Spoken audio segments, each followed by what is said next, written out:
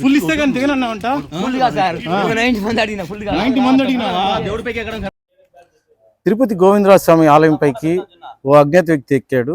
అయితే 90 ml ఇస్తే గానీ అతను దిగననేసి అని చెప్పేసి భీష్మించుకొని ఆ గోపురం పైన ఎక్కి ఆ ఆలయం పైన ఉండే కలశాలను కూడా అతను వేయించేయటం జరిగింది.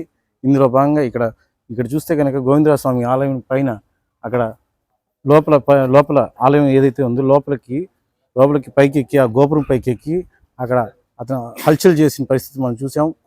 కొద్దిసేపటి కిందటే పోలీసులు, ఈస్ట్ పోలీసులు, అదేవిధంగా అగ్నిమాపక సిబ్బంది అంతా కూడా వచ్చి లోపల నిచ్చెనలు వేసి వల వేసి అతన్ని చాలా జాగ్రత్తగా కిందకైతే దించారు. కానీ అయితే టీటీడీ విజిలెన్స్ అతను ఆలయం లోపలికి వెళ్తుంటే వీళ్ళు ఏం చేస్తున్నారు, అసలు టీటీడీ విజిలెన్స్ డొల్లైతే స్పష్టంగా కనపడుతుంది.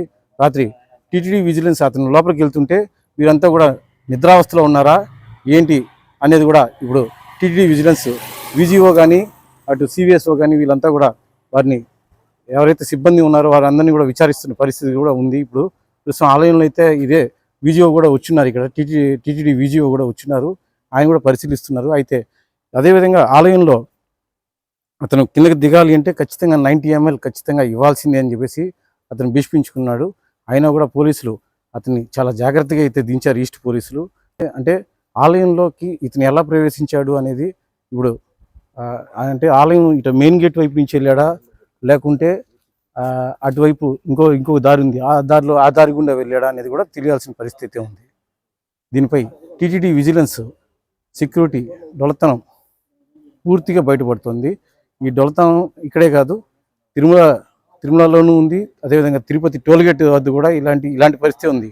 అంటే టీటీడీ విజిలెన్స్ వీరికి అవగాహన లేకపోవడం, సెక్యూరిటీ పైన పెద్దగా అవగాహన లేకపోవడం, వీళ్ళంతా కూడా ట్రైన్డ్ కాదు కాబట్టి వీరందరికీ కూడా అవగాహన అనేది లేదు అనేది స్పష్టంగా తెలుస్తుంది.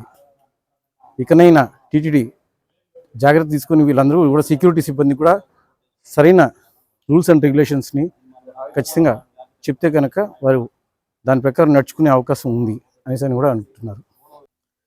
టీటీడీ విజిలెన్స్ సెక్యూరిటీ డొల్లతనం అయితే పూర్తిగా బయటపడింది. అయితే దీన్ని కవర్ చేసేదానికి వచ్చిన మీడియా ఏదైతే మీడియాని మొత్తం కూడా వాళ్ళు బెదిరించే ప్రయత్నం అయితే చేశారో ఒకంత, అదేవిధంగా అగ్నిమాపక సిబ్బంది కూడా మీడియా పైన ప్రవర్తన కూడా ప్రవర్తించారు. అయితే వాళ్ళ డొల్లతనాన్ని కప్పిపుచ్చుకునేదానికి వారు ఈ రకంగా ప్రవర్తించారు. అయితే ఇదే సంఘటనకు సంబంధించి ఎవరైతే ఆ తిరుపతి అనే వ్యక్తి ఈ గోపురం పైకి ఎవరైతే ఎక్కాడో అతని మాటల్లోనే మీరే వినండి.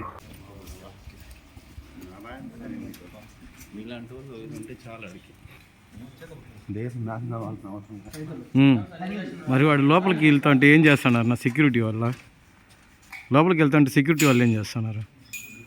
సెక్యూరిటీ డొల్లని అది చెప్పరు.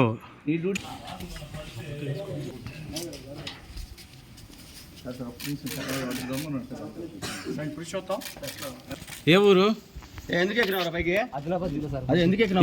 పైకి పైకా సార్ నన్ను చంపేస్తారంటే ఎవరు చంపేస్తున్నారు? ఆడ ఒక మేడం చెప్పింది. అది ఎవరు మేడము? ఎవరో తెలియదు. ఏ మేడం తెలియదు.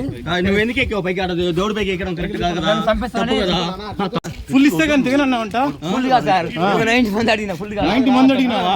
ఎందుకు ఎక్కాడు పైకి? అసలు ఇంకా డీటెయిల్స్ తెలియదు, ఇప్పుడే కిందికి దించాము. ఆయన పేరు తిరుపతి తెలంగాణ అని మాత్రమే చెప్పాడు.